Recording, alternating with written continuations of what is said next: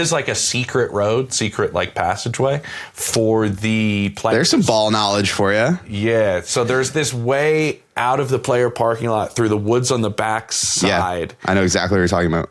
That the players can get out of there and onto the highway and avoid all of the Foxboro nonsense that you're. Oh, but it's like players only, team personnel only. Yeah. Like it's like going to Wayne Manor. Like it's like, probably a Bush's move and they fly out of there.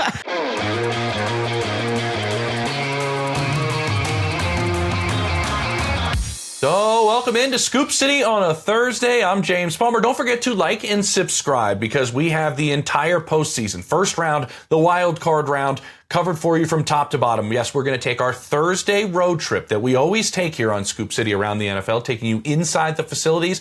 Well, it's going to be our playoff edition for this one. We're going to go inside the Bills facility. We're going to talk to Joe Buscaglia about Josh Allen going against that Jaguars team. One of those teams could go to the AFC Championship. One of them is going to be done. Can Josh Allen carry that Bills team all the way to a Super Bowl where we don't have, remember, Lamar Jackson, Joe Burrow, or Patrick Mahomes in this postseason? Also, the Eagles have their road to repeat. Zach Berman's going to join us. We're going to talk about what's up with Jalen Hurts and not running the football. Is that something that, I don't know, who's making the decision there? And is that defense good enough to carry them? All right, and then big news in the coaching front. We have our 8th opening with Mike McDaniel being let go by the Miami Dolphins. He finishes with a 35-35 record. One of the better offensive minds considered in the NFL.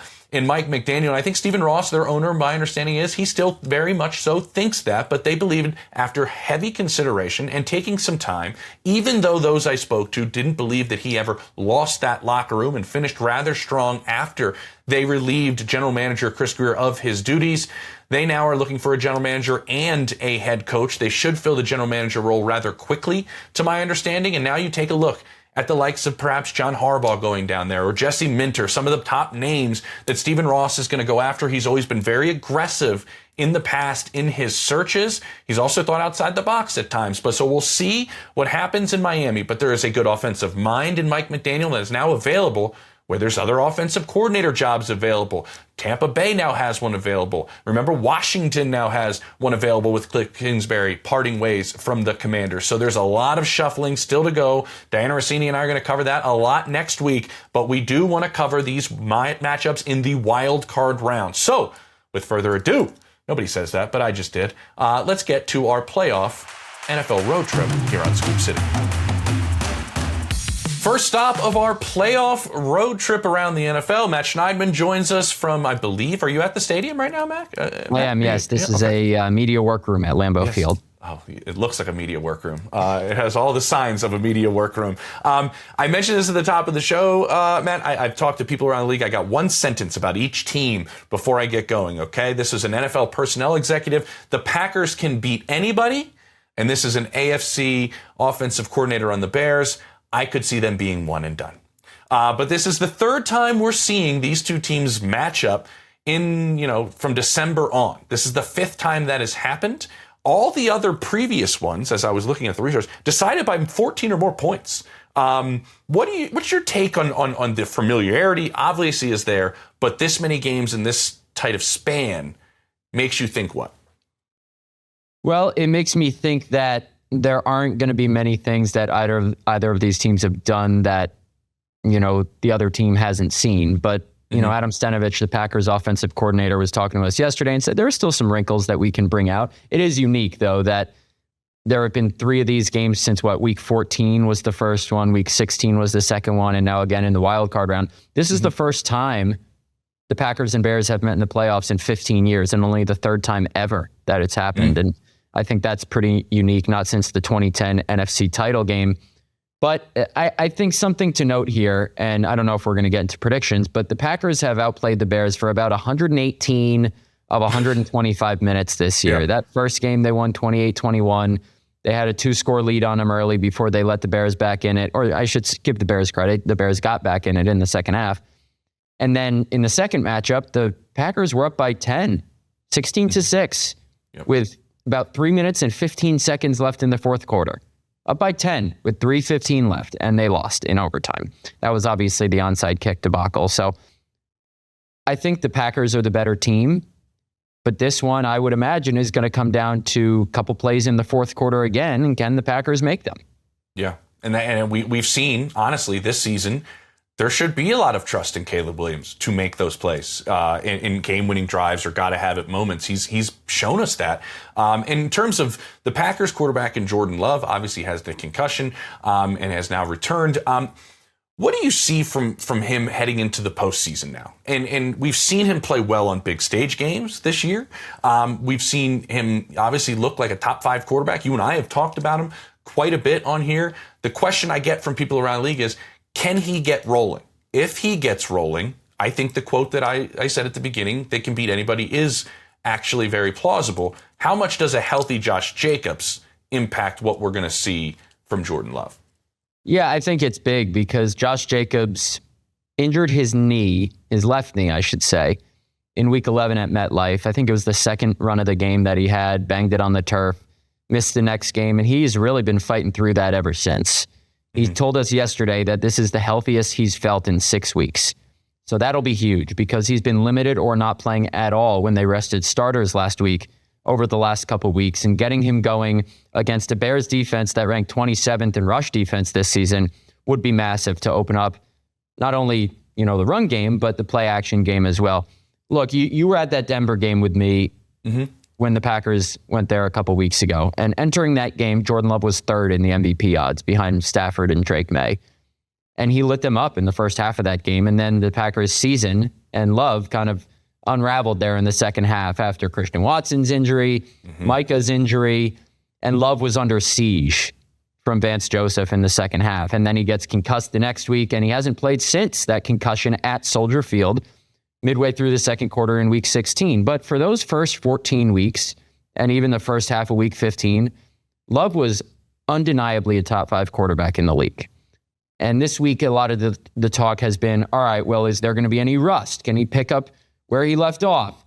And Love is often not long in his answers, but he gives you something. He was very short and even curt in that answer that he gave yesterday when he said he has no concerns about potential rust. They've been ratcheting up the intensity in practice. He has his full complement of wide receivers, even if he doesn't have tight end Tucker Kraft. And like you said, Josh Jacobs is healthy. Zach Tom, their franchise right tackle, who is, a Pro Bowl caliber player who's battled injury all year and hasn't played since that Denver game, is going to be back this week as well. So I see no reason why Love can't play like the quarterback we saw for most of the season. Yeah, I completely agree. And to get a little bit into the scheme or maybe the X's and O's or what we could be looking for when these two teams go at it, what's your thought on how the Packers can attack that slot position? And using maybe Watson there or however they want to do it in terms of where the Bears are personnel-wise there. I think Kyler Gordon's coming back, right, but just hasn't played a whole bunch. Is that an aspect of this offense that you might have your eye on? Because I've kind of heard that a little bit. Yeah, I think something that is unique about the Packers offense, and Matt LaFleur would certainly say this, is they have 5 receivers, maybe, definitely 4, probably 5, that they think can be a number 1 on any given day. And they're interchangeable too. For example, you saw Watson is your, stereotypical outside receiver, 6'4", really fast, can burn a guy over the top. But the last game they played against the Bears, he's in the slot. He runs, a quick slant off a blitz and beats, I forget who it was. I think it was Chauncey Gardner-Johnson. Yeah, and then takes it 35 yards after the catch for a deep touchdown. Or I think he was, I forget if his first touchdown was from the slot, but it's kind of a deep over route against Kevin Byard and just beats him with speed. So I'm glad you mentioned Watson because his ability to win on the outside and his ability to win in tight spaces on the inside too, because of that speed and his hands ability, is an absolute weapon for this Packers team. And something to note and something to keep an eye on is it was Watson who tore his ACL in week 18 last year against the Bears. They did not have him for the playoffs against the Eagles. Jaden Reed, I believe, broke his collarbone against the Eagles in the playoffs. Romeo Doubs got concussed again in the playoffs. So they were down to their number 4 wide receiver in the postseason last year. They have their full complement back, and Watson, I think, is the number 1 guy you look at when you look at those mismatches from the slot. Jaden Reed's another guy who can win with speed. Romeo Doubs, not so much. And Matthew Golden, I know you and Steve Smith talked about him this week. We just haven't seen him be that featured guy yet. So I don't know if they can rely on him to do that. But guys like Dontavian Wicks, too. He had a massive game in Detroit. And he's another guy that is a really good route runner who can win at the line of scrimmage in tight spaces. Yeah, I love the options. That's the thing. And when you have different corners and guys coming back, how does Matt go against the advantages or maybe something he sees? Let's flip it on the other side. Diggs, like, this doesn't usually happen in the NFL. A starting caliber player joining your group this late. What have you seen? What will we see? Does he change what they want to do? Can some people maybe be more comfortable in other spots if he's added in? What's the take on the secondary now? Because this is, again, something we don't see very often. Yeah, I think, the secondary as a whole, the Packers safety group is rock solid with Xavier McKinney and Evan Williams, the second-year player who's really done some good things this year, both against the pass and the run. Corner is a big question mark, and it has been for the majority of the second half of the season. I think we've talked about it. It's even more of a glaring weakness when you don't have Micah Parsons getting home in 2 seconds every play because they have to cover for longer. And, coming into this season, they obviously released Jair Alexander, and that was obviously the right decision in hindsight. But Keyshawn Nixon, this is the first year he's been the guy since the start of the year. And, first half of the season was really good. Second half of the season has not been. And last time they played the Bears, he was the guy that got beat on the DJ Moore game winner on an absolutely perfect throw by Caleb Williams. Yeah, put the hands in the pockets. Yeah, and the thing with this secondary is they didn't go out and get a marquee name. They rode with their guys. Keyshawn's still making, I think, $6 million a year. That's not number one corner money, but he's been the number one corner. And their number two has been Carrington Valentine after Nate Hobbs got injured. So with Trayvon Diggs, to bring it back to your original question, Matt LaFleur would not rule out, when we talked to him after the Vikings game, that Trayvon Diggs will start. I think that was just coach speak. I doubt he's going to start, but I think they're going to find spots for him to play. Maybe not in the nickel, because Javon Bullard's done a really nice job there this year, but guys can't stop talking about Trayvon Diggs' ability to get the ball. It has not been on display this year, but it's been on display in past seasons in his career. And there is a belief around here, it seems, from him and others, that a change of scenery and familiarity with college teammates Josh Jacobs and Xavier McKinney, and obviously a Cowboys teammate in Micah Parsons, who's around the facility but not playing, will help him maybe reinvigorate his career. Jeff Hafley said yesterday that when Diggs plays, not if he plays, he said when Diggs plays on Saturday, he will not have any limitations in terms of the playbook. So I don't know if he's going to start, but I think he'll certainly play. And Carrington Valentine, just to finish this point, has really struggled tackling on the perimeter this year.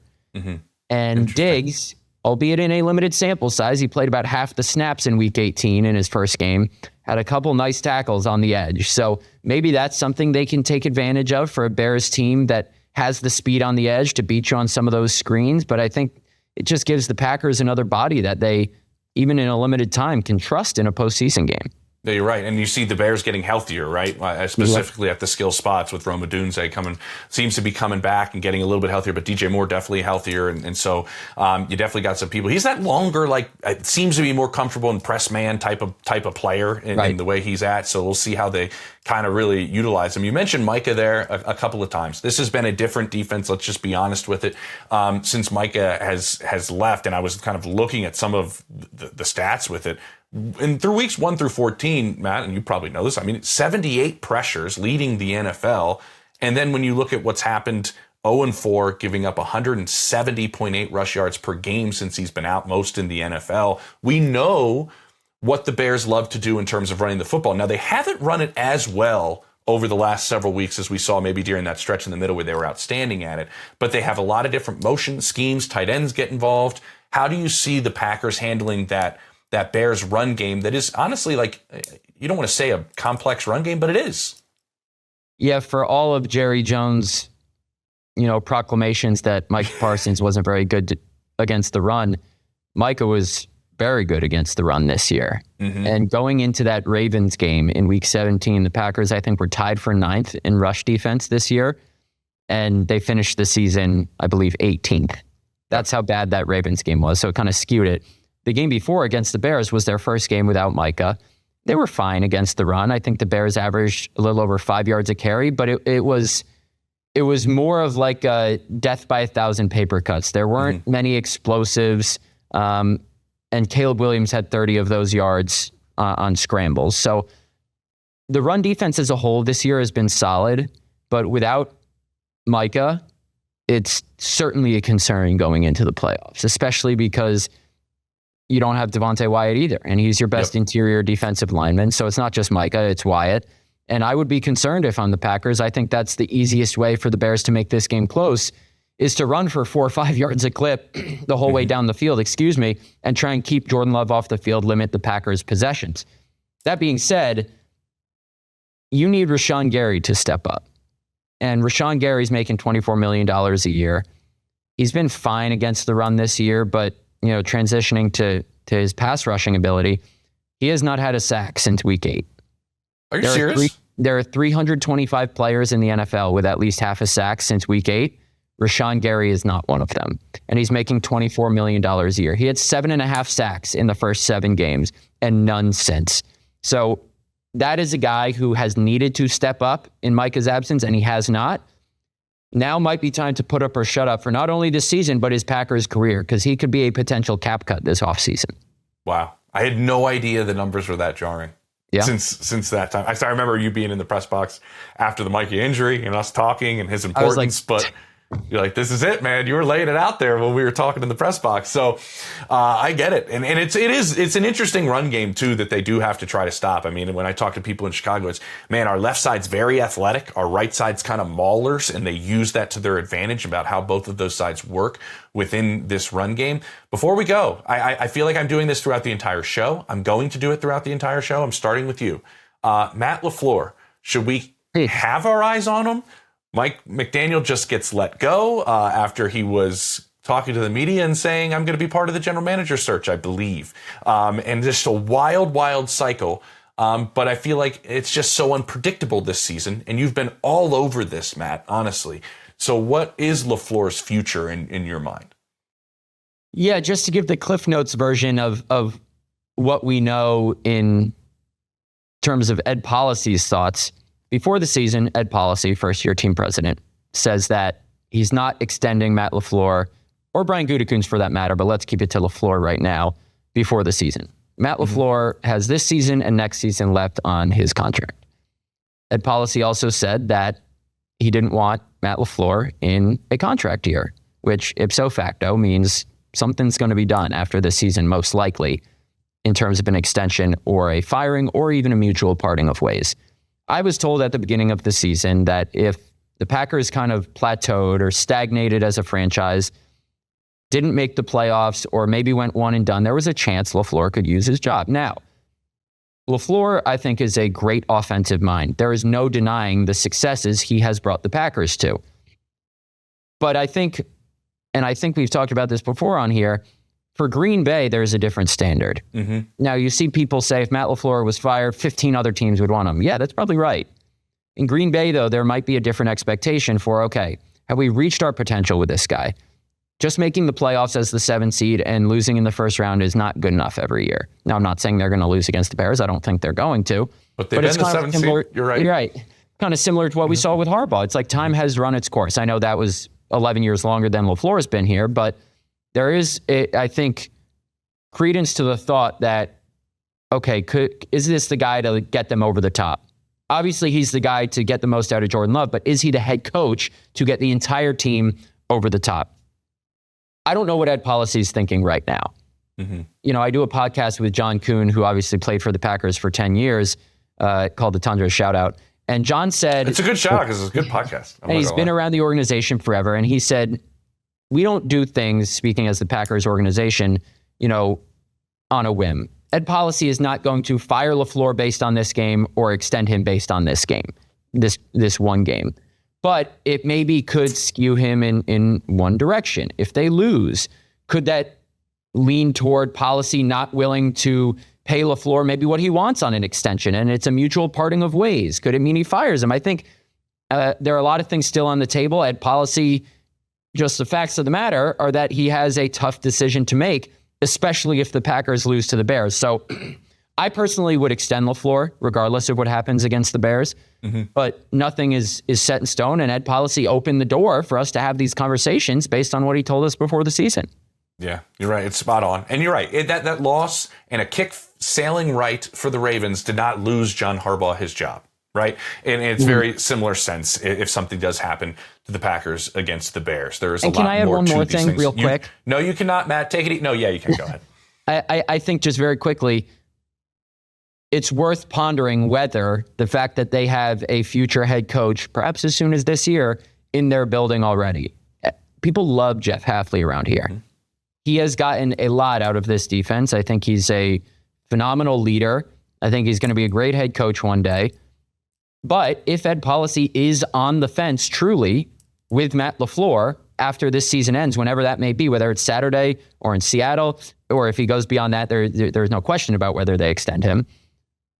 Could their affinity for Jeff Hafley and the desire to keep him in the building, which I'm sure they have, influence their decision about LaFleur? Just something to consider.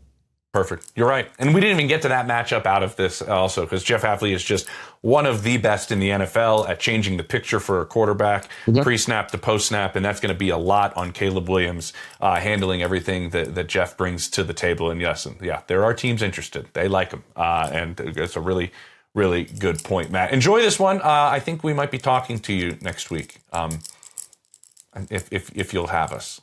I don't know. I will always make time for James Palmer in Scoop City. Clip that off. Perfect. Take it easy, Matt. Thanks, James. All right, next stop on our playoff road trip around the NFL on Scoop City, we have Dan Popper joining us for a monster matchup in Foxboro. It's the Chargers facing off against the 2 seed in the New England Patriots. This one's Sunday night on NBC, 8 o'clock. Now, Dan, I'm going through this, and I want you to hear this. I kind of asked around the league, just an opinion, one sentence on each team that's in the postseason, okay? So first off, let's go with the Chargers. This was a pro personnel director on the NFC side of things. The Chargers, quote, they're the Rams of the AFC. If they are healthy, they're super dangerous. I kind of see that, actually. And then the Patriots side of things, I love what they've done, but I could see them being one and done. It's an interesting matchup between these two sides, I really think. And it's funny, when I talk to people in New England, we really like this matchup. I talk to people with the Chargers, we really like this matchup.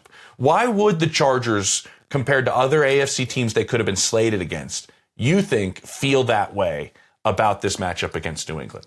Yeah, to me, it's the fronts. Like the Chargers are so banged up on the offensive line, not having Joe Alt and Rashawn Slater, who've both been out for the season. I think you're looking at which teams and which defenses are going to put the most stress on the offensive line. And I don't think the Patriots are in the same category as the Broncos, as Houston. And so, like, specifically those teams, but honestly, even Jacksonville. I mean, you can go watch the film from the Chargers game at Jacksonville this year, and Justin Herbert was getting smoked back there. So I think you start there. You know, obviously Milton Williams, Christian Barmore on the interior, solid players, but I feel like the Chargers look at this matchup and say, hey, we can potentially hang in there in pass protection and give Justin Herbert a chance. Whereas with these other games, and there's proof of concept, right? Specifically with the Broncos and the Texans and the Jaguars, where the Chargers were just not able to hold up. And then also, I think you look at the Patriots, and I think you can run it on them. I think that's a potential possibility, and I think the Chargers are going to try and do that with Greg Roman calling plays. So I think on that side of the ball, just from a front standpoint, what the Patriots have along their defensive front, that's why I think the Chargers would look at this as a potentially promising matchup relative to other teams in the AFC. Yeah, I get that too. From somebody in New England, they were like, our pass rush is meh. But maybe against this group with the Chargers, we can get home. So I think they kind of understand that as well in terms of the way it fits. Real quick, is Hampton healthy? Is he going to be able to go? You mentioned running the ball. That's why I wanted to bring that up, because they really, up in New England, have a lot of respect for him as a back. Yeah, he's awesome. I loved him coming out of North Carolina. I thought it was a slam dunk pick. And early on this season, he was starting to break out. He fractured his left ankle in week 5, missed 6 games, came back, was starting to get on a roll again. And then he twisted his ankle against the Texans, was out in week 18 against the Broncos. He was working off to the side in practice on Wednesday with a trainer. So it's sort of to be determined, but he did not participate in practice. So the answer is he's not fully healthy. He's working through a real injury with the other ankle, the right ankle, a different one from the one he broke fractured earlier this season. So sort of a wait and see situation there. But, on the positive side for the Chargers, Kamani Vidal has really broken out this year. He's had a number of really promising games, and they trust him. And Jim Harbaugh has said this season they view him as a number one back. Now, obviously, the running game is very different when you have a player of Omarion Hampton's caliber in there. But they trust Kamani Vidal, and with the blocking up front and going up against this front on the other side with the Patriots, I feel like Kamani Vidal will have a chance to run the football pretty effectively. Okay, that's something I definitely have my eye on. If Hampton can go, I think that's a difference maker right there. With this offense, and obviously the X factor is Justin Herbert, and he got that opportunity to rest. And I know everybody. I wanted to say this to you. Everybody, on the planet has an opinion whether you rest guys or you don't rest guys. I think there was no argument about Justin Herbert and the licking he's taken this entire year. But I did have these stats since 2021. With the 18-game schedule, right, and you can rest that your quarterback on that. 9 of 13 quarterbacks who did not attempt a pass in Week 18 essentially rested, won their first playoff game. All 4 of them this past year, if you remember, it was Mahomes, Hurts, Allen, and Stafford all rested Week 18. They won their first one, so maybe that's good for the Chargers. But a big part of him resting, right, Dan, is he's been hit more than any other quarterback in football. 18 more than any other quarterback in football. He's been pressured 39 times more than any other quarterback in football. Everybody go read what Dan has written on The Athletic about Herbert, toughness, mental toughness. Take us inside that building.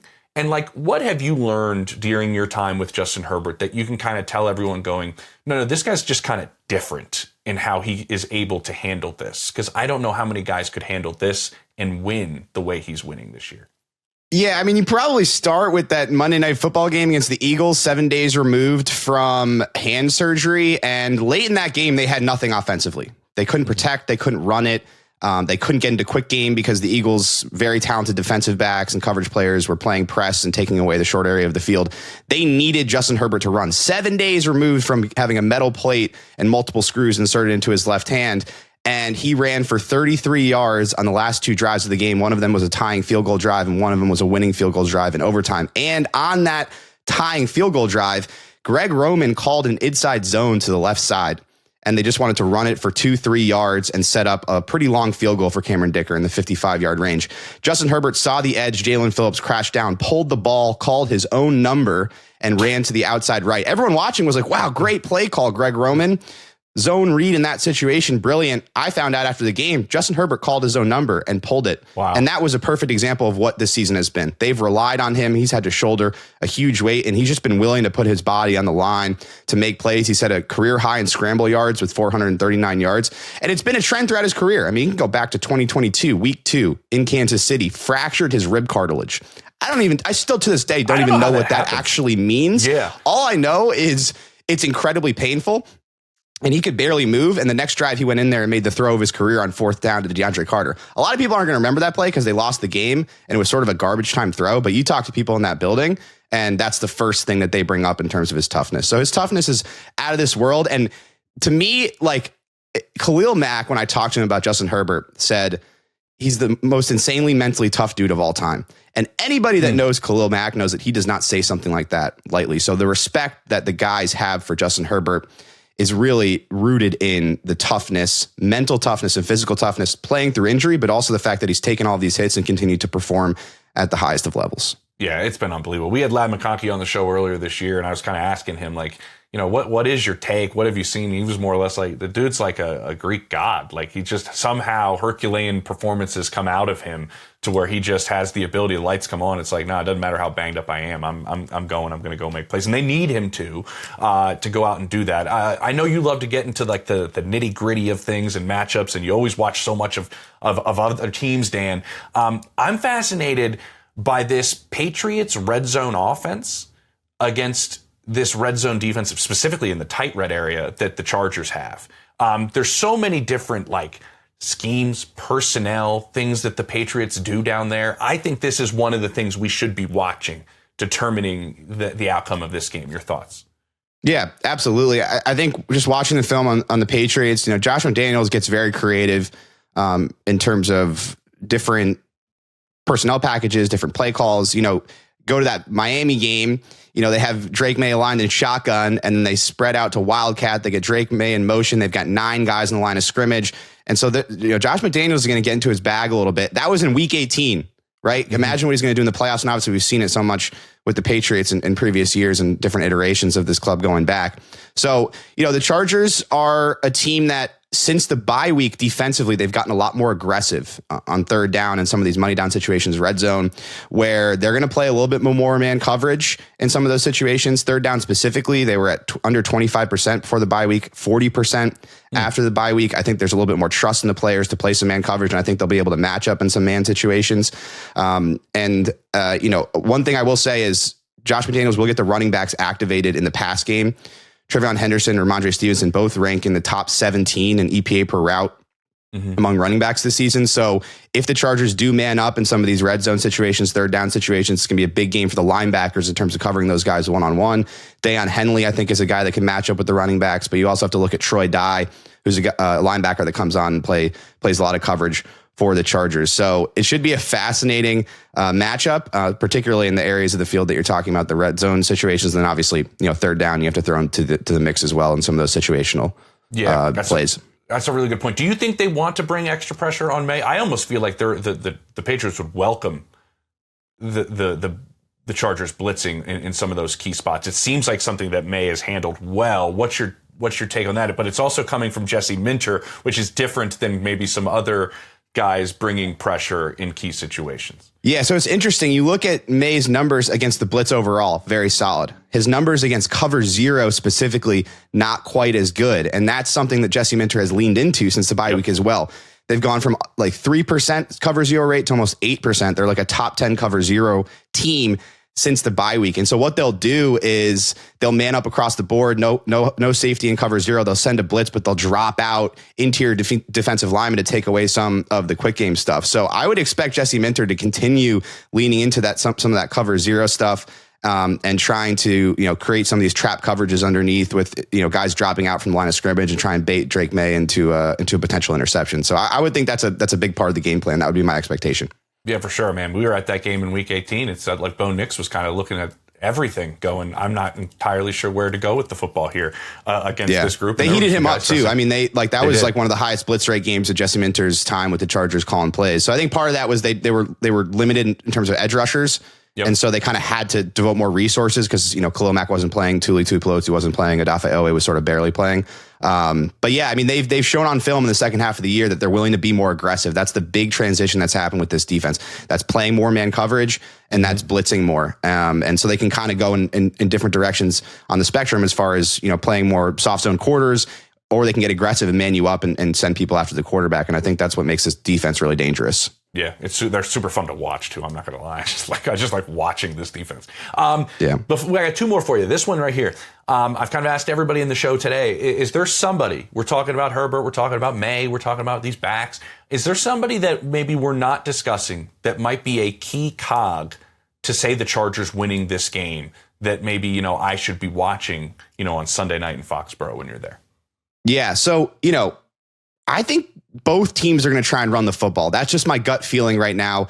Obviously the Chargers are so good in coverage. And I think Liam Cohen showed this in the Jacksonville game that if you commit to the running game, create some misdirection up front, and you continue to run it, that you can find success against this Chargers defense. And I think Mike Vrabel is going to look at that, especially with the two backs that they have, and say, okay, like this is how we're going to be able to be effective offensively because they play so many light boxes and they're going to try and run into those light boxes. So I would look on the interior of the Chargers defensive line and I would look at Deshaun Hand, who's been a very important veteran signing for the Chargers. He's a very, very good run defender, but how those interior players take on double teams in some of these light boxes, try and knock down Ramondre Stevenson, try and knock down Trevion Henderson. And the guy that's really important in that situation is Deshaun Hand, very stout. The guy that takes on double teams, his partner next to him, Tier Tart, more of a penetrator, more of a guy that tries to get upfield. For me, it's a big game for Deshaun Hand in some of these light boxes. Can he be stout against double teams? Can he knock down some of these runs on the interior, force the Patriots out of the run game, and then the Chargers can get into some of their disguises and more exotic stuff in known passing situations? I like that. I like that a lot. And if you got to make sure with Travion Henderson, by the way, that you don't allow explosive runs. Those can change the course of this entire game. I mean, the guy's got 4 of them over 50, I think, this year. So, like, I think so much juice. What a fun player. He's really, I'm a Buckeye, so I love him. I was curious about his slow start, to the point of actually not as a reporter, Dan, but like as a fan. I was like calling people in New England. I'm like, hey, just curious why, because I thought this guy was going to shoot out of the gate. Like, one of the best pass pro guys we've seen coming out in the draft as a back. Like, what's the take here? And they were just like, we just run things schematically different than he's used to, and it's taken a minute for him to learn a lot of the stuff with not just the ball out of his hands, which is something I thought he'd do quickly. Actually, some of the stuff we do with the ball in his hands schematically was kind of a slow start for him, but he's picked it up certainly of late. Okay, I got to finish with this because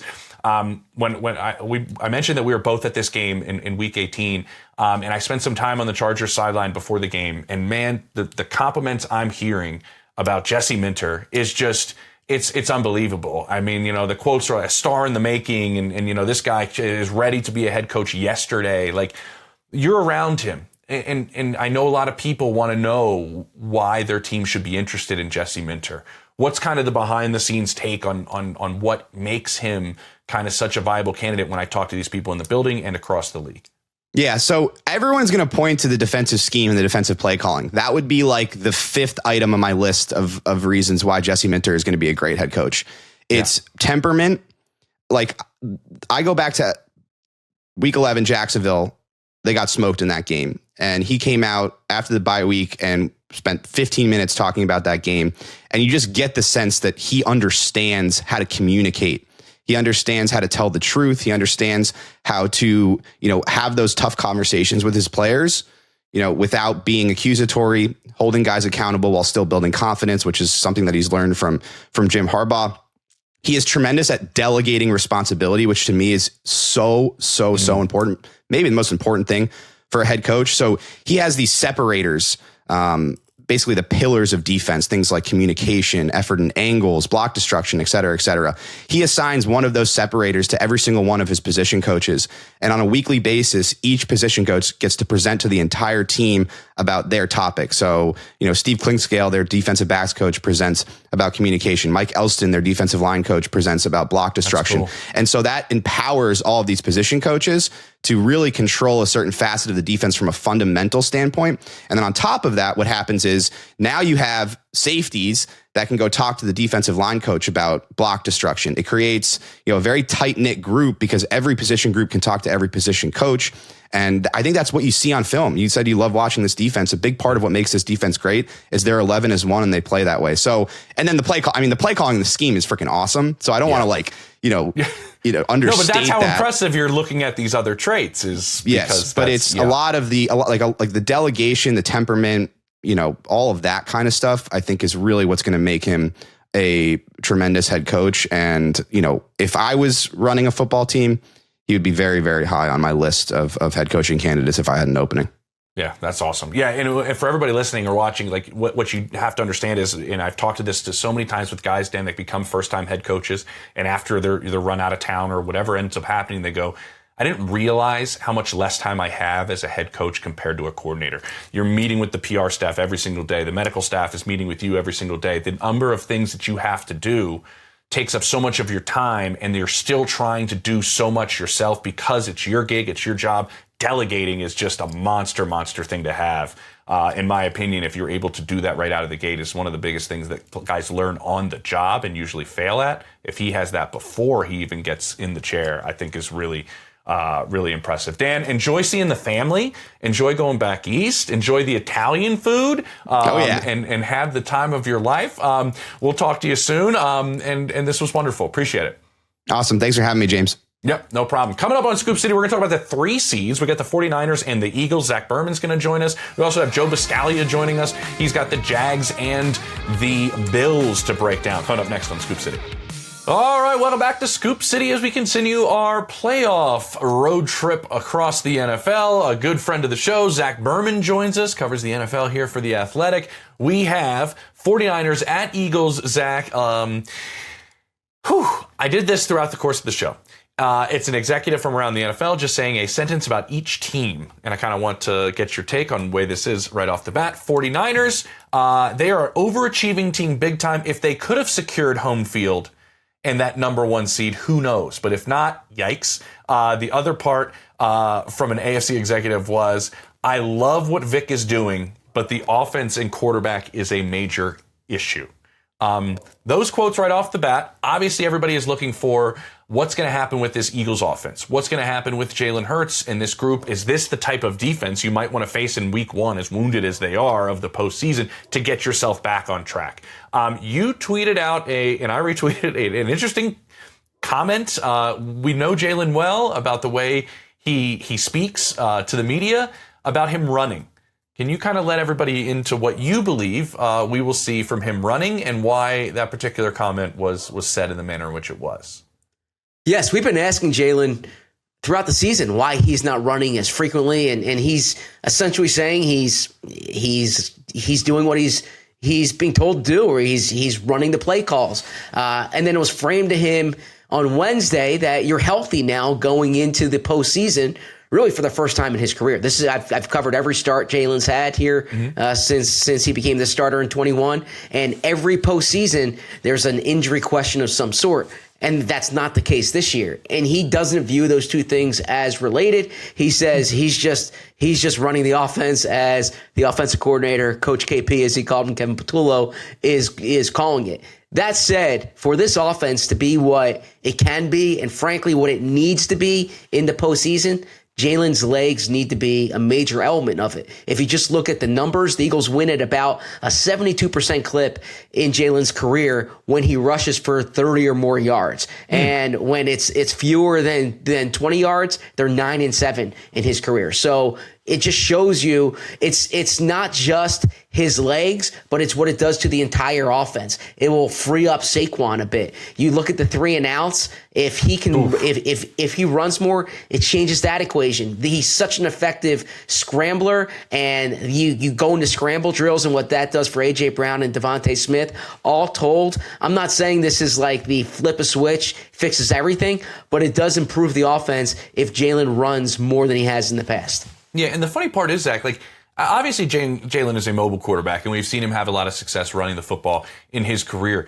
This is a trend with almost the majority of quarterbacks in postseason play. Mahomes always had a history of running the football more in the postseason than he did during the regular season. We're seeing, look at what Trevor Lawrence is doing down there in Jacksonville now that he's using his legs more frequently. And oftentimes during the postseason, that's an added element. And you're right. It's so much more important really to the way this Eagles offense operates. You saw it with the Ravens with teams not really thinking Lamar Jackson was going to run. You play defense differently. The quarterback sees things differently. There's all these different things at play. And I think it's why everybody's so curious about this running situation with Jalen Hurts. And we'll see if that comes into play against this 49ers defense, which running the football in general, Zach, to me seems like you can do this against this 49ers team, attack those edges, make the corners maybe tackle, do some of these different things. Do you think, and talking to people around the league, the thought is this, I don't say it's a switch, but you could see Saquon in the run game take a tick up in this postseason if, say, Lane Johnson is back. What is the situation up front on that offensive line that really just carried this team through the postseason a season ago? Yeah, the big deal, as you mentioned, Lane Johnson being back, and he hasn't played since the Detroit game, so it's been 2 months here. He was back on the practice field Wednesday. It's enormous. We all know the numbers when Lane's out there. They win 69% of their games, 70% of their games since 2016 when he plays, and it's not just having him, although that's a major benefit. He's perhaps the best player in the team, one of the best players in the league, and so you just put him on an island. You don't have to worry about anything else. But I think there's an intangible benefit to the team. When Lane's there, it affects the entire offense. I mean, just think about when you're on a basketball court and you have your best player there, someone you can get the ball to at all times. When Lane's there, just mentally, I think it's such an improvement for the team. And the other part too, you mentioned the running game, is he's such a complete player. He's so effective in the pass. He's so effective in the run. It would improve the offense. And then you asked about the rest of the offensive line. It was pretty polarizing here, as you know, most things are in Philly. But when Nick Sirianni rested his starters, in week 18, but that was done to be fresh going into the postseason. It was a manufactured buy. And so Jordan Mailata, Lane Johnson, Cam Jurgens, it's no secret that they've looked banged up at times this season, right? Getting that week off, getting that bye going into the postseason, I think it's a reasonable expectation for them to look fresher, for them to be stronger. And with the Eagles' offensive line can get back to what it was in the past, it changes the complexion of the offense. I think it really does. And I also, too, think if you have an experienced team with a lot of veterans, you're in a different boat resting guys, and you went to the Super Bowl a year ago compared to teams that might be younger, might be more inexperienced in those things. I just think that does play in your favor in what you have. And I don't know, it physically hurt my body to watch Landon Dickerson go through the season. I feel like just watching him each and every week try to get out there on the football field. So hopefully they're fresher up front. Zach, let's talk about the matchup that I think is schematically coordinator versus coordinator. I'll just call him a coordinator, even though he's the head coach. And Kyle Shanahan versus Vic Fangio. I think this might be one of the most schematic, just fun matchups of the entire weekend. The way that they both call their respective units and the way that they coach them at the highest level. When you look at that matchup, the first thing that you're looking for on Sunday is going to be what? The personnel groupings that the Eagles have out there. And the reason I say that is because San Francisco is a two-back team, right? More so than a lot of teams the Eagles see. And so what personnel groupings do you use against it, right? So Seattle, interestingly, they played almost all nickel. And I know were that big nickel, right? Exactly. That big 3-safety nickel, yeah. But the reality is with the way Cooper DeJean is, if you're playing nickel and Cooper's closer to the ball, I think that's a major advantage. Cooper's almost like a linebacker for them. So that's a big thing I'm looking for. And then the way the Eagles combat pressure and the effect that might have, combat motion and the effect that might have on the Eagles' pressure and not needing to send blitzers. And then the third thing I would say is Christian McCaffrey catching the ball out of the backfield, George Kittle as the tight end, and really put strain on the middle of a defense. Well, you look at this Eagles defense here. Zach Bond is an all-pro level linebacker. They're getting Nakobe Dean back from injury. Cooper DeJean, when he's in the nickel, he's essentially a linebacker, safety. He can do everything. So the middle of the field is going to be a strength for the Eagles here when you have Bond, when you have Dean, when you have DeJean. Yeah, and you know what? That middle of the field, the two players you mentioned that Kyle Shanahan is going to have to rely on, whether it's George Kittle or Christian McCaffrey, that's the region of the field that they're going to most likely be used in because they're guys that are tied to the formation, right? Zach, usually they're guys that are closer towards the middle of the field. What I find as a really big part of this, and I know Trent Williams' health is obviously massive. He's just as good of a player as Lane Johnson. These guys are in a unique category. But I think Ricky Pearsall is a huge aspect for the 49ers in what you're saying, right? He's a guy that is off the formation that they need. He as a route runner, he fits what Kyle wants to do really, really well. And his availability or inavailability, really, I think plays a huge part in what Kyle Shanahan wants to be able to do with Brock Purdy and that entire group. I wanted to ask you about somebody. There's so many stars on that defense and so many guys that deserve attention. Reed Blankenship. Like his role in the way that this defense is run, and it might not show up in the stat sheet. I thought of it because you mentioned the middle of the field. What kind of player is Reed? Because I do think they're better at safety than people think. Yeah, it's a good question. I'm glad you brought that up. This is a defensive captain, not someone who is kind of the household name in the sense of some of the other players I mentioned, whether it's Jalen Carter or Zach Bond or Cooper DeJean or Quinyon Mitchell. But Reed is so steady for them. Number one, he's important in terms of setting the backup. He can make plays on the ball. We've seen that over his time as a starter.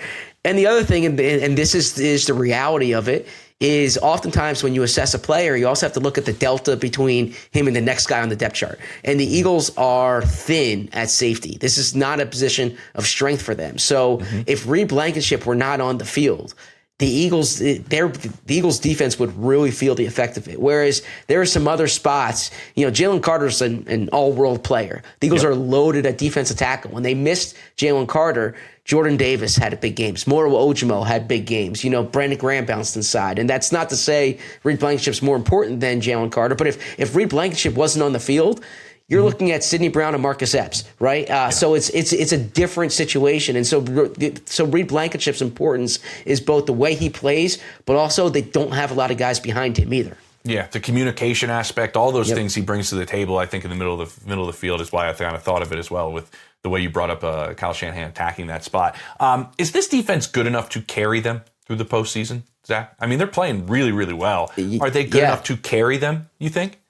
Absolutely. And first off, do you think that needs to be the case. Yeah. I mean, I think the offense has the talent to be better than what it's been. But the reality is when you're in January, I know you can pick it up a notch, and the Eagles have scored 8 more points per game in this playoffs in the regular season in 24 and in 22. So there is that flip a switch component of it, but you kind of are what you are too, right? I mean, this is the group that they have. The defense is more proven. The defense has carried them. You look at the win over Buffalo, the win over Green Bay, the win over Detroit. It's been the defense. Since Vic Fangio's been the defensive coordinator, if you include the postseason, no team has allowed fewer points per game than the Eagles. Fangio is the star of this group from my perspective.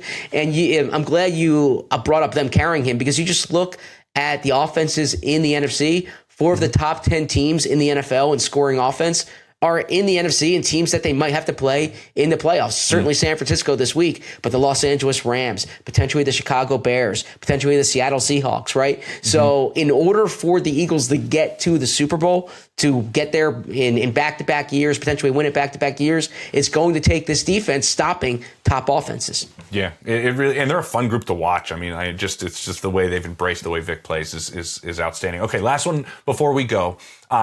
We mentioned how much of a battle this is of strengths, right, between the 49ers offense and the Eagles defense. We all assume there is a dramatic advantage because of injury, because of everything that's gone on with the Niners defense, that Eagles offense has the advantage. If this Eagles offense does sputter, what will the conversation be after Sunday? It's a valid question, and it's one, as you can imagine, James, being from here, that it's all over the Philly radio waves right now. They're going to look at the offensive. They're going to look at the offensive coordinator, and you can say fair or unfair. The reality is, the quarterback and the head coach, Jalen Hurts and Nick Sirianni, have far more equity. I mean, they've won Super Bowls in their roles. Jalen Hurts is the Super Bowl MVP. Nick Sirianni has a better winning percentage than any coach in the NFL. Kevin Patullo's new in this role. I know he's not new in Philly. He's been a part of this offense, but this is his first year calling plays. And the reality is, this is the least efficient and the least productive offense that the Eagles have had in 5 years under Nick Sirianni. So if they're one and done in the postseason, or they sputter offensively in the postseason, the place where you're going to look for improvement is probably the play caller. And the reason I say that is the last time they were one and done in 2023, what did they do? They changed the play caller. Man, there's never shortage of storylines, even when you think they got maybe an advantage in the game. It's not going to really ever. But it is important to note the narrative could change too, right? I mean, if they get to the championship game, they get to the Super Bowl, it's going to be with this offense. It's not just the defense. It's not going to be winning games 13-10. They'll be scoring into the 20s if they play deep into the playoffs. Yeah, really good point. Really good point. Zach, awesome stuff as always. Good catching up with you. I can't wait to see you face-to-face in a couple of months. It's going to be wonderful. Look forward to it. Thank you. All right, man. See you. All right, moving on our playoff road trip around the NFL. Joe Buscaglia joins us, covers the Bills brilliantly for The Athletic. It is Bills at Jaguars Sunday, 1 p.m. on CBS. And Joe, I'm gonna bring this in. I'm saying this with every single game. I talk to some people around the league. I want one sentence from each team about them. With the Bills, this is a NFC general manager. They could boat race the AFC or go one and done. They're so inconsistent. All right, Jags, this is coming from an AFC pro personnel individual. No idea what to think of this team, but Liam Cohen has been coaching his ass off. Interesting 2 teams with this, Joe. To me, this is the bummer of a game for the whole weekend because I really like both teams, and I want to see both teams advance. Obviously, it can't happen. The first thought that I have is, where is Josh Allen health-wise? Everybody is fascinated about the foot. When you go and get x-rays multiple times after games, everybody just kind of tightens up. And the way he plays is so important, specifically off structure. Where are we with Josh? Will we get the full MVP experience? I think you will. Based on what I saw just from him running around the facilities late last week, and even you go back and watch his introduction into what's likely to be the final game over at the old Highmark Stadium. He was sprinting out of that tunnel. The foot did not seem like it was laboring him whatsoever. And then just all this extra rest. Like, he really hasn't played a football game by the time Sunday rolls around in 2 weeks. So it is just what the doctor ordered for him. He's moving around really well. There's no noticeable limp anymore as there was maybe a little bit earlier into last week. So I think, and we also know that with Josh Allen, he will fight through just about any injury to stay on the field, even a broken nose earlier in the season against the Jets.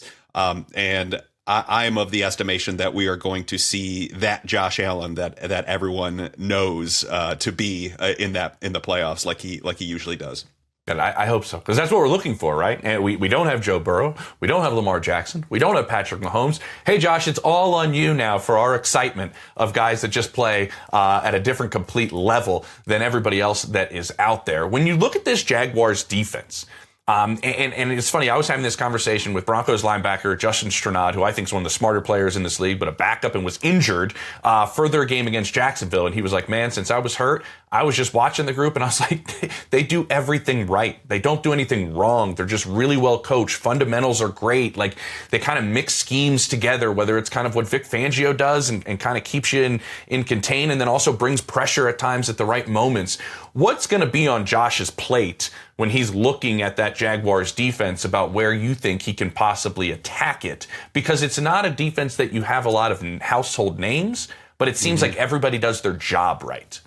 Yeah, I think that's the perfect way to put it. And the Jaguars are a lot like the Bills have been throughout the years, where it's not really about the players specifically on the defense. It's about the sum of the whole of everyone on that defense. And they play predominantly zone when you go and look at their metrics, and that's a lot of how the Bills kind of cut their teeth too. They rotate a ton. There's a lot of similarities there based on how the Bills operate. So I think for the Jags and how the Bills will want to attack them, we've heard the Bills talk about all season long about this desire to have this two-dimensional offense, and they've done it at times. But I feel like every time I come on Scoop City with you, James, we're talking about the wide receiver group, and it's been the story of their season as to whether or not they can be consistent enough to attack teams through the air. Now, what I will say from what kind of benefits the Bills in this matchup is because the Jaguars are so, from what it seems, reliant on turnovers and maybe less so on pass defense, I do think there will be some opportunities, specifically with a healthy Dalton Kincaid and the Bills really honing in on three receivers who they believe will be their top guys heading into the postseason in Brandon Cooks, which he arrived in week 13, which just tells you the state of it. Khalil Shakir and Tyrell Shavers, who's like the run blocking guy.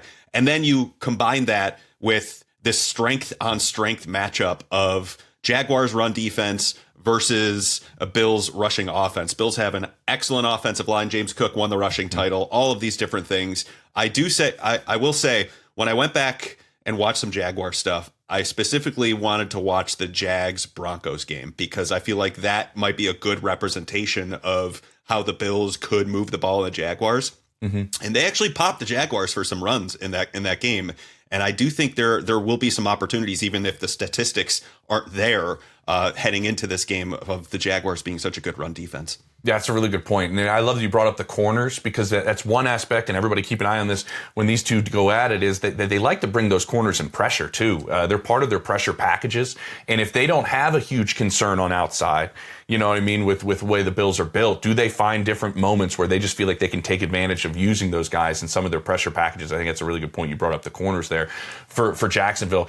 You mentioned run defense. I'm just kind of curious about the Bills' run defense and where that stands, because Jacksonville will run the football and they will run it with multiple backs. And the other part that stands out to me is, as this season's gone on, specifically on the back end, using Trevor Lawrence in the run game as well. He's way more athletic than people probably give him credit for or understand. He's a massive human being, but I think he's got 9 rushing touchdowns this season. How do the Bills, if they can, fix their run defense? It's been something that's been talked about all season.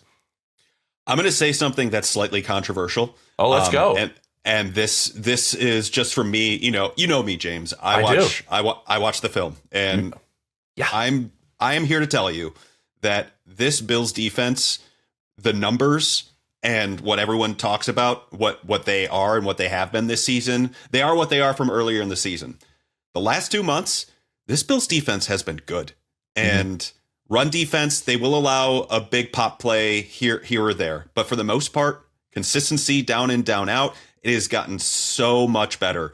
And I think part of that has been the introduction of Shaq Thompson to the linebacker room as one of their starters. I think certainly their rookies on the defensive line growing up a little bit, like Deion Walker, their 4th round pick, who's been a starter for them week in and week out. TJ Sanders has started to play better. The defensive ends have played better. And more specifically, the back end, like Cole Bishop has been outstanding since basically the bye week. And he showed flashes of it even before the bye week. He's been one of their most important defenders. So they have some guys on each one of these levels to where I don't see the Bills defense as being such a significant weakness as I think what is the national perspective on them. Will they allow some plays? Sure. Yeah. And that's been a kind of their story, specifically on like third downs, those gut punching plays. Like it happens against some of these teams against them. And that's why they're not an elite defense. But I could sit here and say very capably that I think this is a, top half of the league defense based on what we've seen in the last couple of months. And that combined with Josh Allen, I think could have some success in this postseason. Now, it all depends on what offense you'll see, but there's a lot of times in the last couple of months, James, that the defense has been the one picking up the offense and setting the table for them. And I think that would be a surprise to most people. Yeah, I think Steven, our producer, would absolutely love you for everything you just said, because he's got his fingers crossed for this weekend as a massive Bills fan of trying to make sure that they can get out of this wild card round. If there's a player, and I've kind of done this throughout the show, we talk about Josh Allen, we're going to talk about Trevor Lawrence, we talk about all these big name type of players. Is there somebody, and you mentioned a couple of them maybe with that defense, but is there somebody that has to step up, or somebody that's maybe a little bit under the radar? Could be in the trenches, could be Cooks, I don't know. But somebody that you think we'll be talking about maybe after this game that maybe we weren't exactly circling prior to this matchup. I think there is a definitive possibility that people around the country start to really know who on the Bills defense Christian Benford is, and who Cole Bishop is. I know Benford has a little bit better of a reputation league-wide than maybe Still Bishop. Not enough, I don't think, though. I totally agree. He stole the Pittsburgh game. He stole the Cincinnati game right from both of those teams. And it was the defensive effort of what the Bills did, even though they allowed 30 points to Burrow and the Bengals, but it's Burrow and the Bengals when they were at their peak, and they had T. Higgins in that game too. That play that he made where Joe Burrow tried to loft it over him on a blitz, and Benford picked it off, high pointed it, and then ran it back for 6. I mean, that was probably the play of the Bills' defensive season right then and there. And then Cole Bishop too. I talked about him before. He's in his second season. Their safety play is so important to what they do on a week-to-week basis. And Bishop, basically from the time the bye week came in week 6, he has leveled up in a way that they were only hoping for, to where he is one of their best defensive players. He is one of their most important players on the team. He's out there every single snap. He's instinctive. He sniffs out plays. He plays hunches correctly, usually. And he's not afraid to make a big hit. So he's just kind of become an all-around safety for them. But it's also tough because it's a safety and you don't really see him on the screen all that often. But I will say that Bishop is prone to make some big plays from here or there. And I would not be surprised if he makes the playoffs one of those moments. I love that you mentioned Christian Benford because you're right. The way he's played, I got the stats in front of me. Since week 6, he's allowed the lowest passer rating in all of football, a 41.4, the third lowest completion percentage in the NFL he's allowed since week 6. He's played outstanding, and that leads me to my kind of under-the-radar guy because we know what Jacoby Myers can do in the middle of the field. That's kind of opened up this entire offense. You know what Brian Thomas Jr. can do going down the field potentially for some big plays. Parker Washington might be my under-the-radar guy. And when I covered that Jags-Broncos game and I talked to people in that locker room, talking to different receivers, it was like he's kind of our secret weapon because of what Jacoby draws to the middle of the field and the attention and the success now. For the first time in Trevor Lawrence's career, we're seeing him attack the middle of the field with some success, and Brian has the big playability. Parker Washington's over there in a favorable matchup against a third corner a lot of times. And they like to utilize that this back end of the year since Jacoby Myers arrived. So that's kind of one of the guys that I'm looking at. I mentioned Trevor Lawrence, and this is the best that we've seen him, Joe, honestly. And when I talk to people around the league, it's Liam Cohen is a big part of that. He unlocked him. He created some of this confidence. He got him playing with a lot of confidence, got him getting a little swagger to him that people weren't sure if Trevor had that. Does this Bills defense fear Trevor Lawrence because of the way his career has gone, or are they looking more at like way he's played lately? This is one of the better quarterbacks in football. Yeah, I think they have a hearty amount of respect for what both Trevor Lawrence and Liam Cohen have been able to do down the stretch of the season. But even before that, Liam Cohen, the year didn't exactly go the way that they would have wanted it to start, and to rip off the amount of games, look at their schedule all you want, but they ripped off all those games in a row to where it deserves some respect. And, besting a team like the Texans in that division and being able to win the division outright is certainly an accomplishment in itself. So I think the Bills have a hearty amount of respect for them, but for Trevor Lawrence, but I don't think it's going to be one of those matchups to where, they shift around their entire defensive identity to try and cater to what they think would best stop him, because we know those matchups, like the Mahomes, the Lamar Jacksons. Like I'll never forget the divisional round last year when the Bills and their defensive coordinator Bobby Babich completely flipped their tendency and went basically all man against the Ravens in that matchup, shut them down with a quarterback spy, didn't allow them to rush all that much, and it was a beautiful moment. But it's that type of quarterback that leads you to do that sort of stuff. Do I think Trevor Lawrence is good? Do they think Trevor Lawrence is good? Absolutely. Are they going to shift their principles for him?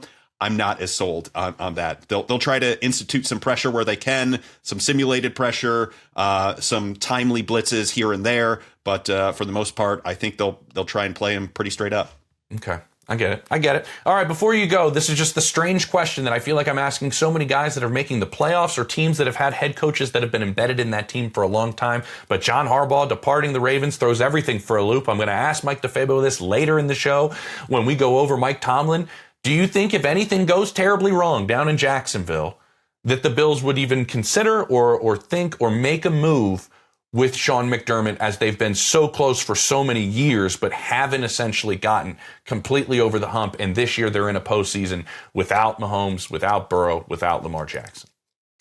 You can never say never, but I will say I do not get that sense whatsoever. I mean, Sean McDermott is beloved here. He is beloved by ownership. And I think that's a very important segment. And I will leave you this little aside here, this little anecdote. I love those. The owner of the Bills also owned the Buffalo Sabres, the NHL team here in Buffalo. I know about the NHL. And I figured you're a Pennsylvania guy. Flyers, let's go. Well, yikes. Okay, go ahead. Yeah, but they took almost 6 full seasons to fire their general manager, who was just bad result after bad result, embarrassing press conference after embarrassing press conference, that sort of thing. And it took them a long time to finally get there.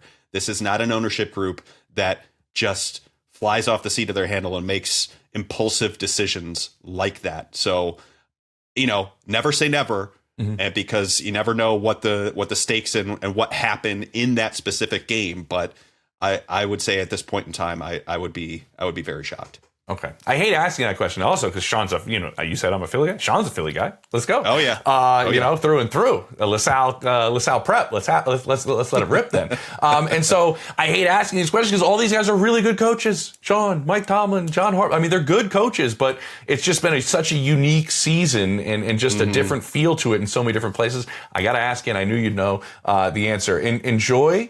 If you can spend some time on the beach down there in Jacksonville, maybe get around to golf in, I'm not sure. But enjoy the parking lots as well, because I hear like the last time, it's been wild down there. Yeah, if I know one thing about Bills fans, they will be well traveled for this game. They love an excuse to go to Florida anytime in the winter, and here it is. Even though the plane tickets were crazy, I'm sure people will be getting into cars with each other and making that 16-hour trek. Yeah, I was about to say, I bet you they're driving. Come on now, they're going to drive. Yeah, no doubt. Prices, campers, everything. Yeah. It's gonna be very unique down in Jacksonville. I'll say that. I love it. Awesome, Joe. Enjoy it. We'll be talking to you next week, most likely. Coming up on Scoop City, we're going to talk to Mike DeFabo, who's going to talk about the Pittsburgh Steelers and Texans matchup. What does Aaron Rodgers and that group have to do to come away with a win at home, even though they, might be a long shot? We'll see. Coming up, Scoop City.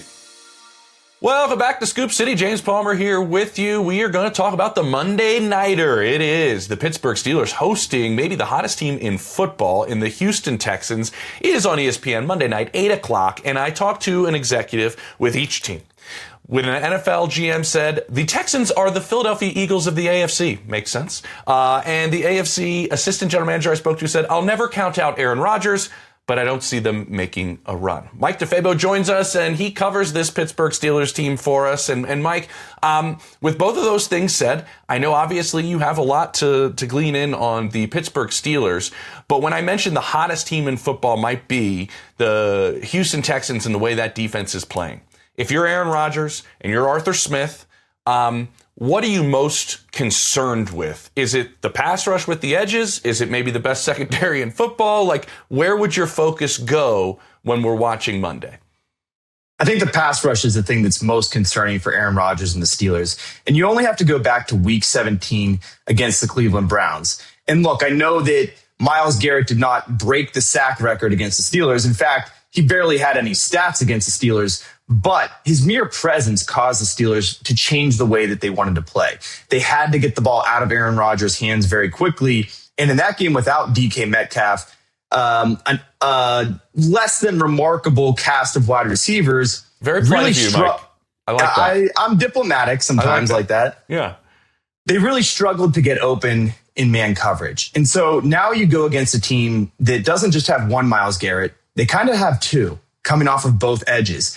And additionally, in this game, the Steelers don't have their big 6'7", 311-pound tight end, Darnell Washington, who would typically be a really huge part of that pass protection plan. So I think keeping Aaron Rodgers upright, giving him enough time to throw the football, and giving him time to work through his options, I think it's really going to be the biggest challenge for the Steelers in this game. Yeah, I think you're right. And it's that speed that Houston plays with, right? When I talk to people down there in Houston, and Matt Burke, takes over play calling from D'Amico Ryans, their defense coordinator, who a lot of people in this league kind of feel like has the potential of being a future head coach. But when I speak to them, Mike, it's essentially, if it slows us down, we throw it out during the week. Like, we are playing as fast as humanly possible with our hair on fire, sticky coverage on the back end, get to the quarterback as quickly as possible. That's just the way they play. And we've seen at times this Steelers offense be very successful with the quick passing game, the short stuff to DK. I know that they want to get downfield to DK at times, and they want to be able to do that. He returns in this game. What is the vibe around DK? Obviously, they didn't want this to happen, and he's probably, along with Chris Boswell, the two happiest people in all of Pittsburgh that they are in the postseason. What's the sense on DK and how important he's going to be now that he's off this suspension? Well, I think that he and the Steelers breathed a bit of a sigh of relief, because we could be here right now talking about how DK Metcalf's suspension derailed the Steelers season and how they finished in a tailspin with two losses. And now we're talking about Mike Tomlin's job security. Instead of talking about what the Steelers were missing without DK Metcalf, now we're having a conversation about what he adds. And I think that it is really significant, because coming into this year, you could argue the Steelers created a wide receiver room that was really similar to last year, with one star receiver a big gap in everybody else. And DK Metcalf, through the first 16 weeks of the season, he received 22% of the targets. Oof. That was only 16 wide receivers were targeted more frequently than DK Metcalf within that offense. Not to mention just all of the attention that he draws. You see teams defend him in a variety of ways, whether that's clouding coverage his way or whether that's just pure double teams, whatever it might be. He's creating opportunities for other guys, even if he isn't getting the football.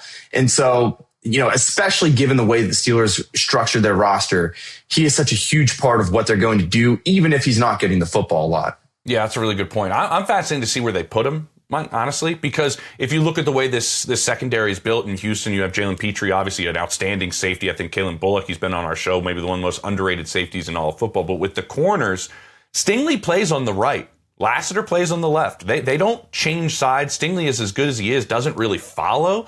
I'm kind of curious how Art kind of moves DK around to maybe find those matchups that they might favor, because I know they need to get him the football with Aaron Rodgers, and he can put it anywhere he really wants to if he has time. Is there a player in this game, and I've been doing this throughout the show, that maybe we're not talking about? We're talking about Rodgers. We're talking about, DK, these edge rushers with Houston. Maybe somebody that may play a key factor in this game that maybe everybody at home isn't thinking about. Is there somebody you have your eye on for Monday night? Well, somebody we haven't talked about yet is Joey Porter Jr. So the last time the Steelers played the Houston Texans was 2023, and the Steelers got smashed down in Texas, okay? And Nico Collins went absolutely off in that game for nearly 170 receiving yards and 2 touchdowns. That was week 4 of Joey Porter Jr.'s rookie season. And at the time, Joey was still kind of a situational contributor, playing mostly when they went to their dime defense. And in that game, he played only 10 snaps. And after the game, Mike Tomlin was asked, "Are you going to be making some changes after a game like this?" And he's like, "Hell yeah, we're making changes. We can't just keep doing the same things and expect different results." And almost from that exact moment, the Steelers realized they needed to accelerate the process of integrating Joey Porter Jr. into their defense. And he very quickly after that went to playing 100% of the snaps. And at times, even in his rookie season, was shadowing and following an opponent's top weapon. So I don't know that he's necessarily going to shadow Nico Collins. I actually would be surprised if he does, but he's going to be on him a fair amount in this game. And I think it's really a test of Joey Porter Jr.'s progress, because he has gone something like over 1,000 coverage snaps without allowing a touchdown. But the one thing that has plagued him over the years has been he's been a bit handsy and drawn a lot of penalties, especially against physical receivers like T. Higgins. When he goes against T. Higgins, that's always a tough matchup for Joey. Yeah, we know Nico's a bigger receiver, right? And he's got 6 touchdowns this season. I'm going to go with my unsung player, the guy that maybe nobody's paying attention to, as Jaden Higgins, the other receiver that they have. He's third he's the rookie coming out of Iowa State. I just got Ohio State on the mind all the time. Out of Iowa State. I just talked to some people down there this week, Mike, and they were saying he's actually faster in pads than he was at his 40 coming out this past year. And they think his breakout, as he's gone this way all season, as kind of their third option behind Nico and Dalton Schultz. And they feel like his breakout could potentially happen in the postseason. With what you said, maybe CJ starts seeing I might have to go somewhere else with the football. I kind of have my eye on Jaden Higgins. If Houston wants to throw the football, we know that CJ Stroud's going to need a little bit of time. It seems like third down, he's running for his life oftentimes this season. And we know that the Steelers can get after the quarterback at times. Has it been consistent? But what did you see from this Week 18 game? Specifically, just a gutsy effort from TJ Watt coming back. And when I speak to other teams, it seems like they're like, well, I don't know, man. There's been times we've been more concerned about Alex Highsmith, honestly, just the way he's playing. And we know the offensive line issues that Houston has. What do you think up front for Pittsburgh? Do they have a distinct advantage that they can get to the quarterback and that they can do this consistently? Because that seems to be the word there. Yeah, I think you hit the nail on the head there, because when I look at all the different matchups, I think that this is one of the ones that the Steelers really need to win and win in a big way in order to come out with this win and advance to the next round. And everyone knows what TJ Watt is. TJ Watt, when he's healthy and he has a fully intact lung, he is... It's true, though. I mean, it's true. Well, and also I'll add something else in. Every year at this time of year, TJ Watt decides that he has no time for hair, and he goes to what I call buzz cut TJ Watt. It's like his alter ego. That's going to free up more opportunities for Alex Highsmith. And Highsmith is a talented edge rusher in his own regard. And a couple years ago, he got paid. Unfortunately, the last 2 years on this new contract, he's been a bit injury plagued. And even this year, he's endured a couple different injuries. So he's going to be healthy in this game. And I think that he can be a big factor. And another part of that is Nick Herbig. When the Steelers get into third down situations, they bring in Nick Herbig and they have 3 outside linebackers on the field at the same time. Often they're rushing Nick Herbig over a guard or doing some different kind of stunts and games up front with him. So I think that those 3 guys, TJ Watt, Alex Highsmith, Nick Herbig, they need to have huge games if the Steelers are going to get this win. I love it. The old NASCAR packages, the teams call it, right? Yeah. A couple of pass rushers out there going after CJ Stroud. It's almost like at times the Texans offense doesn't have answers. And it's like, CJ, make a play on third down. We'll see if he can scramble around and do something. Before we go, Mike, I got to ask you, we saw John Harbaugh. And it wasn't a parting of the ways. He was fired by the Ravens. A lot of people thought the loser of that Week 18 game was a team to keep an eye on, and we obviously kept our eye on the Ravens, and something ended up happening with John. I don't think Mike Tomlin's ever going to be fired. I just don't believe that. But do you think if this doesn't go well by any stretch in this game, that this could be Mike Tomlin's last game as they're looking at all these different things down the line with where the age of this roster is and everything else with the quarterback? Do you think that's even a possibility after Monday night? I think a lot of it is in Mike Tomlin's hands because the Steelers, as you know, they value continuity, stability, and I think especially the emotional way in which they won that game to win the division. I think that secured Mike Tomlin's job from an Art Rooney and from a team perspective. But the question that I've had throughout the season is, if you're Mike Tomlin and you've never had a losing season and you just matched Chuck Noll with 193 regular season wins and you did it in 33 fewer games, and you're hearing fans in your own city chanting, "Fire Tomlin," at what point do you say, you know what? I don't want to continue to coach in a city that doesn't appreciate me anymore. And so if, and it's a big if there is some kind of a breakup, I think Mike Tomlin would have to be the one that initiated it.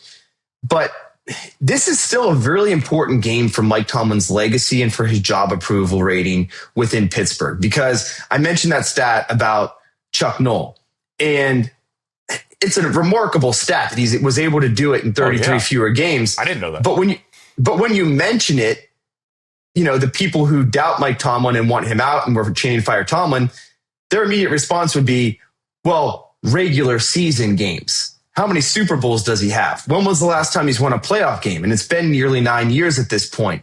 And so I think that it's important for him to finally crack through in the postseason, because ultimately, for right or wrong, in Pittsburgh, coaches, teams, players are judged by what they do in January and February.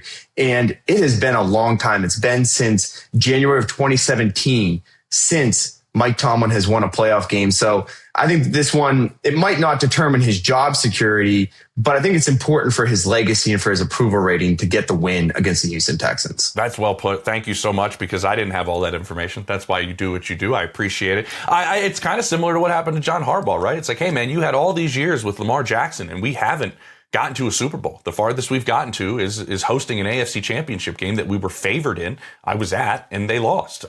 It's going to be interesting. I am curious in the near future, though, what Mike can do within managing this game, honestly, because of the way Houston has played in the fourth quarter. An NFL best plus 78 point differential, NFL best plus 11 in the turnover differential in the fourth quarter. Last 2 teams to lead the season in both of those.